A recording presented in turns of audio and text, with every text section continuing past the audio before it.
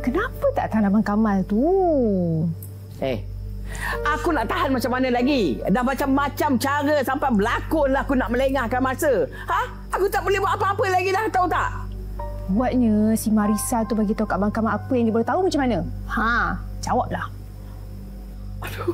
Aduh, peninglah aku nak fikir semua ni. Aduh, memang pening ni, pening.